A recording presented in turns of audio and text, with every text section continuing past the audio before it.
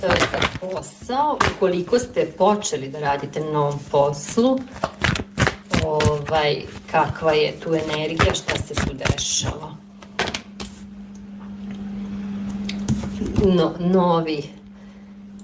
Novi nivo, novi početak.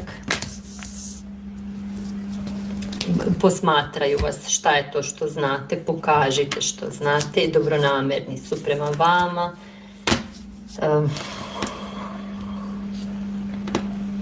Nemojte razmišljati o tome ja ovo ne znam ili ja ovo ne mogu, jer se nekako ima tih misli, nekih samosabotirajućih, kao šta ako me pitaju ovo ili šta ako bude ovako. To sve pustite.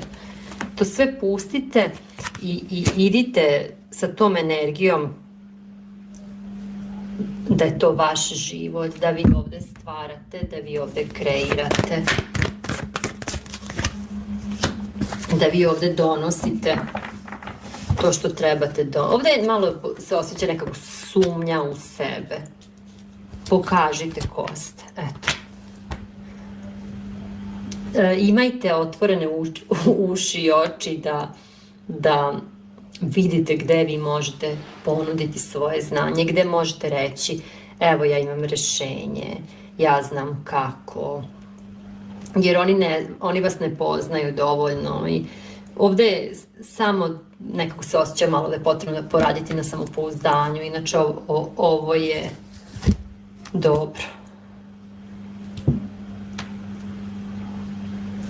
Ne sumnjaj u sebe, to je poruka ovde oko posla.